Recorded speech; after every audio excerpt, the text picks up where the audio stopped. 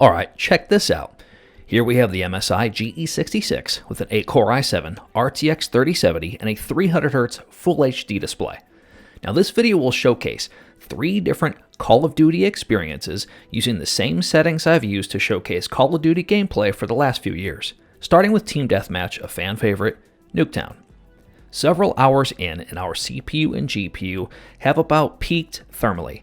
GPU saturation holds fairly well, with some CPU bottlenecking shown here and there, but nothing too crazy. The small maps and player counts in traditional multiplayer still require more than the CPU can dish out in order to fully maximize the 125-watt RTX 3070 in this GE66, but most of the time performance is pretty strong. The GE66 has capped its CPU to around 60 watts when used with the RTX 3070. Now based on thermals, this was a smart limit. If we were not limited by wattage, we would be thermal throttling anyway. The newly released at the time of this video, Zombies Outbreak, puts you and 3 teammates together for some zombie slaying fun. The CPU's main challenge is to cope with large draw distances and NPCs. While there's still a CPU bottleneck shown by lower than maximum GPU saturation, the gameplay was spectacular. No stuttering or hitching, frame times felt great, and I will be revisiting this on my own time as I really enjoyed this.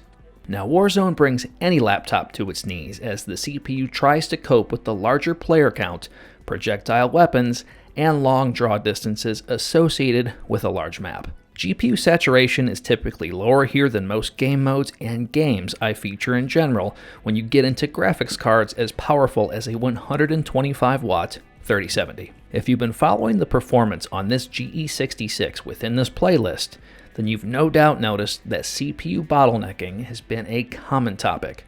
Some manufacturers have attempted to mitigate this with higher resolution displays. Now I understand that CPU performance has not kept up with graphics card performance, and increasing the resolution will further saturate the GPU, but it does not increase your frame rate performance.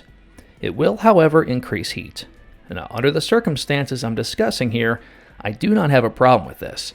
I'd just rather see much faster performance from laptop CPUs so we can enjoy high refresh rate Full HD gaming with powerful graphics cards such as the 125-watt 3070 on 15 and 17-inch laptops. Overall performance on the GE66 in this title is very strong. I just want you to understand how this works. Knowledge is power, my friends.